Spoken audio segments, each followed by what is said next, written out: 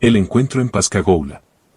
Me llamo Charles Henley y, aunque han pasado años desde aquella noche en Pascagoula, Mississippi, todavía cierro los ojos y vuelvo a escuchar aquel zumbido.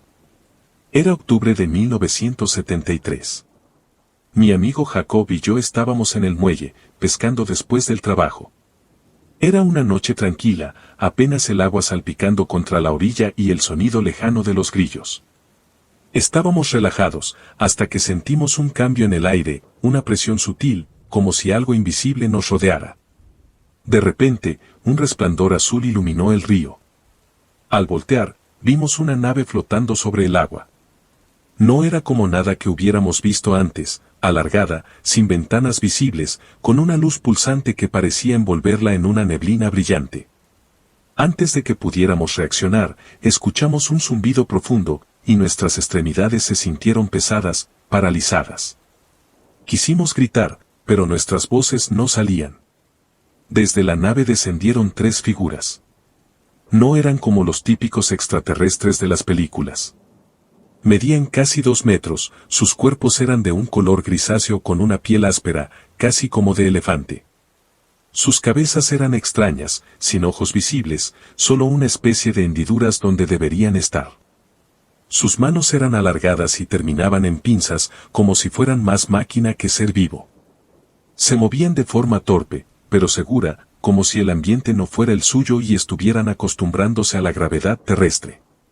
Nos levantaron con facilidad, sin ningún esfuerzo, y nos llevaron flotando hacia la nave. Dentro, la luz azul se volvió más intensa. Jacob y yo estábamos acostados en lo que parecían ser mesas metálicas. A nuestro alrededor, las figuras se movían en completo silencio, examinándonos con sus manos pinza. No sentíamos dolor, solo un cosquilleo extraño, como si estuvieran hurgando dentro de nuestras cabezas sin necesidad de abrirnos. De repente, todo se volvió borroso. Cuando despertamos, estábamos de vuelta en el muelle. La nave se alejaba sobre el agua, hasta desaparecer en el cielo nocturno. Jacob y yo nos miramos sin saber qué decir. Revisamos nuestros relojes, habían pasado más de 2 horas, pero para nosotros, solo habían sido minutos. Desde aquella noche, nunca volvimos a hablar del tema. Jacob se volvió reservado, paranoico, decía que a veces, en mitad de la noche, sentía esa misma presión en el aire, como si ellos estuvieran cerca otra vez. Yo, en cambio, solo espero no volver a ver aquella luz azul.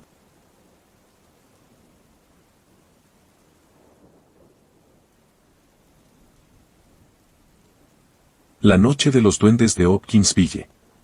Me llamo William Carter, y lo que voy a contarles pasó en el verano de 1955, en una pequeña granja a las afueras de Hopkinsville, Kentucky. No espero que me crean, pero les aseguro que cada palabra es cierta. Aquella noche, la casa estaba llena. Mi esposa, mis 2 hijos pequeños y mi cuñado Jimmy estábamos terminando de cenar cuando escuchamos a los perros ladrar frenéticamente afuera.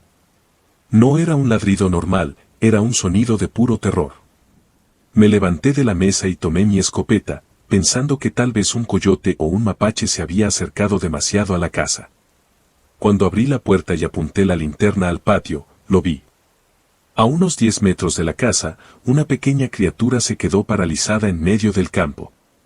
No medía más de 1 metro, su piel parecía de un color grisáceo y brillaba bajo la luz de la luna.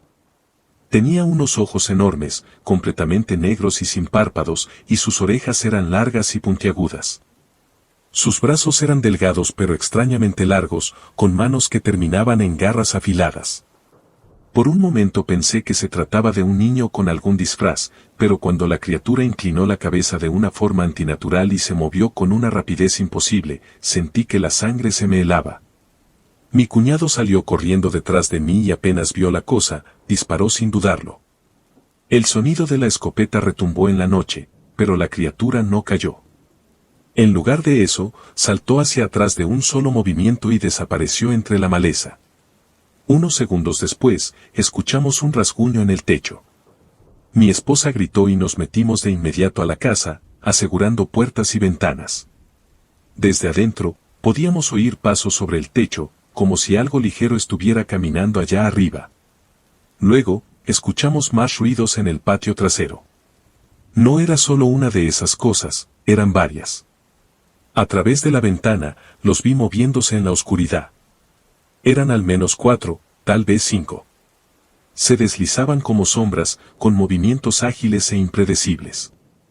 Uno de ellos se acercó demasiado a la ventana de la cocina y pude verlo de cerca, sus ojos reflejaban la luz como los de un gato y su boca se curvaba en una sonrisa inquietante. Volvimos a disparar. Varios de los proyectiles dieron en las criaturas, pero era como si las balas apenas las afectaran. Cada vez que eran alcanzadas, parecían tambalearse un momento, pero luego salían disparadas de nuevo hacia la oscuridad. Esto duró horas.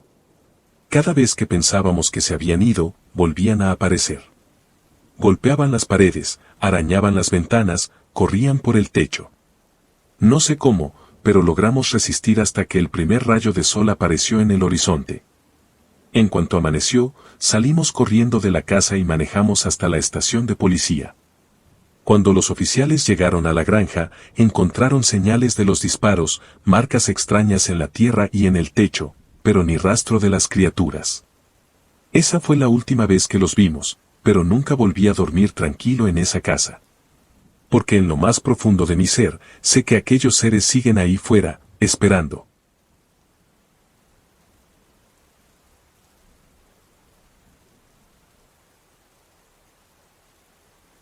El encuentro en Flatwoods.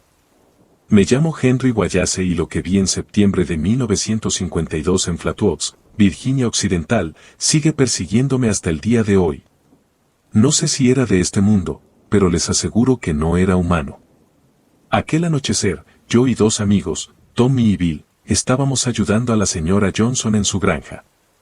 Mientras recogíamos herramientas del granero, un destello rojo iluminó el cielo. Miramos hacia arriba y vimos una luz descendiendo detrás de una colina cercana, como si algo hubiese caído del cielo. La curiosidad nos venció. Tomamos linternas y nos dirigimos hacia el lugar. El aire se sentía pesado, con un olor extraño, metálico y sulfuroso. Mientras subíamos la colina, los perros de la señora Johnson comenzaron a ladrar desesperados, pero cuando llegamos a la cima, todo quedó en silencio. Entonces lo vimos. A pocos metros de nosotros, una figura alta y oscura emergía de entre los árboles. Media al menos 3 metros, su silueta era esbelta y alargada, cubierta por lo que parecía ser un manto metálico. Su cabeza era lo más perturbador, tenía una forma de espina dorsal invertida o de capucha puntiaguda, con 2 ojos rojos que brillaban como fuego líquido. Nos quedamos paralizados. La cosa no caminaba, sino que flotaba sobre el suelo, deslizándose con movimientos lentos y calculados. Un sonido agudo, casi como un silbido mecánico, comenzó a llenar el aire, y de repente, sentimos un calor sofocante rodeándonos. Tommy gritó y cayó de rodillas, sujetándose el rostro. Bill y yo intentamos movernos, pero nuestros cuerpos parecían pesar toneladas. Era como si algo invisible nos estuviera reteniendo. La criatura inclinó su cabeza y sus ojos se iluminaron aún más. Por un momento, tuve la certeza de que estaba tratando de comunicarse con nosotros. Mi mente se llenó de imágenes extrañas, formas y símbolos que no comprendía. Luego, un destello cegador nos envolvió.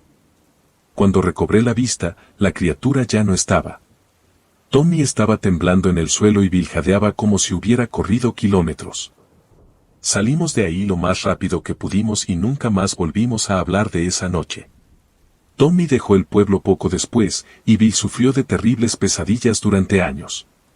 Yo sigo preguntándome qué fue lo que vimos aquella noche en Flatwoods. ¿Era un ser de otro mundo? ¿Una máquina viviente? No lo sé, pero si alguna vez ven una luz descender del cielo y sienten que el aire cambia a su alrededor, aléjense. Aléjense mientras puedan.